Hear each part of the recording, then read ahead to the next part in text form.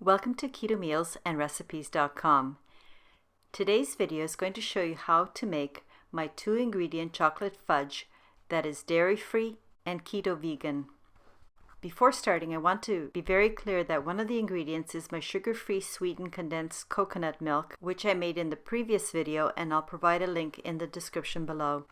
In this video, I will also explain how you can choose from a variety of chocolate ingredients. And for clarity, I will break down the chocolate options as versions 1, 2, or 3. And with each of these options, I will provide the macronutrient chart. I would also like to mention that this dairy-free chocolate fudge is really tasty. I always taste test all of my recipes using my carb-loving non-keto family and friends, just to make sure that everybody would enjoy it, not just people on a keto diet.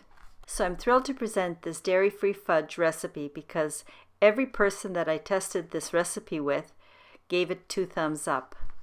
And in this video, I'm also going to show you a couple flavor options as I make the recipes. So please watch to the end and find out all the tips and tricks that I have incorporated into the video.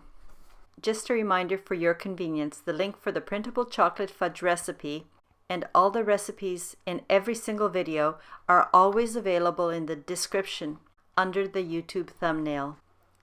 Let's begin this recipe. The methodology or technique on how to make this fudge is the same for all 3 versions.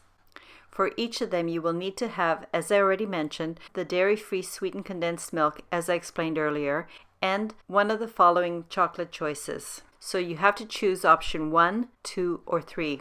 Here's the macronutrient chart for the unsweetened dark baker's chocolate I call version 1. Make sure that you're using real chocolate, so always read the label and make sure that you are not getting compound chocolate, which has many other ingredients which are not needed and actually aren't that good. My second option is to use the 90% premium Lindt chocolate bar.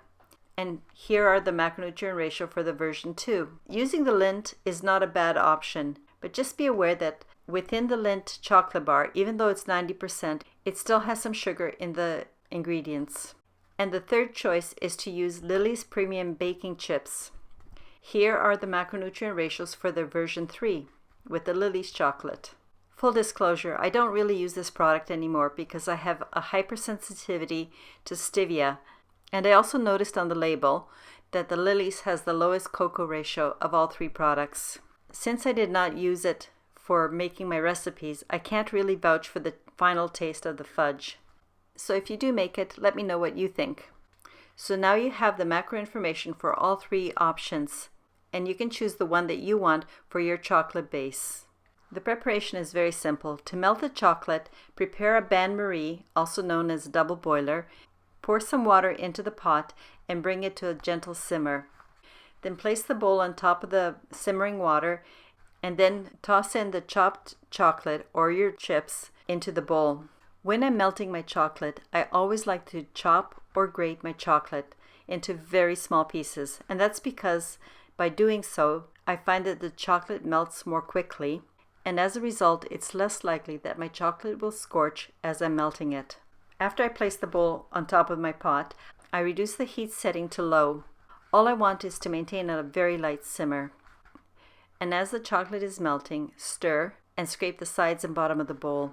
Then when your chocolate is completely melted, remove the bowl from the top of the bain-marie and set it aside to allow the liquid chocolate to cool slightly.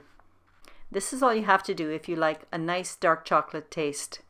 However, if you prefer a more semi-sweet chocolate flavor, just grate the chocolate, add it to a bowl, and add the confectionery sweetener. And then melt over a double boiler, as I've already shown you. And once it's melted, just set it aside.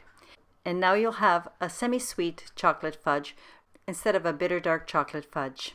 Now, if you like different flavors of chocolate, for example, mint chocolate or orange chocolate, as in Terry's Chocolate Orange, this is all you have to do. When you have removed the bowl from the pot, and as the chocolate is cooling, add 1 teaspoon of pure mint extract to create a minty chocolate. Stir well and give it a taste. If you want your flavor a little bit stronger, add 1 more teaspoon. Don't add any more than 2 teaspoons in total. Or If you prefer an orange taste to your chocolate, add 1 or 2 teaspoons of pure orange extract, stir and set aside. Then get your bowl of chocolate. Once your chocolate, plain or flavored, has cooled slightly, get your bowl of dairy-free sweetened condensed milk and pour it into the chocolate bowl. And with your spatula, mix until both ingredients are well combined and have formed a homogeneous mixture. There should be no light colored streaks in your chocolate. Here I'm going to show you how I use a 1 tablespoon silicone mold, which I use in order to have perfect portion control. And I think they look really nice when I pop them out of the mold. So I use a 1 tablespoon scoop, which I first grease with coconut oil. Then I fill my tablespoon sized scoop with the chocolate fudge mixture and put that into one of the cavities. And repeat until you've done however many you want. Or if you prefer a more classic square look, you could simply pour the fudge mixture into a parchment-lined container. I used a glass container that was 7 by 5.5 inches or 18 by 14 centimeters. After pouring all my fudge into this container, I place the container in the refrigerator for about 1 hour. You don't need to freeze this fudge to have it set, just leave it in the fridge. Then when the fudge has firmed up, remove it from the container. If you're using the same size rectangular container as I did, you'll end up cutting the fudge into 18 pieces. You do this by cutting the fudge into 3 lengthwise rows and then cut 6 rows along the width. And here's the final amazing, creamy, melt-in-your-mouth dark chocolate fudge or semi-sweet dark chocolate fudge. I forgot to mention that this fudge will stay firm out of the fridge for quite a while. I've had it out for an hour and it still was quite nice. But do store the extra unused fudge in a sealed container in your fridge between your servings. The fudge will keep in your fridge for quite a while, I'm sure at least 2 weeks. That is, if you have the willpower to make it last that long. Something we're completely unable to do. So I hope you enjoyed the fudge. For the next fudge flavor, I'm going to show you how to make one of the most luxurious, melt-in-your-mouth, silky milk chocolate fudge flavors you've ever tasted. So please come back and check out that next video when it's posted.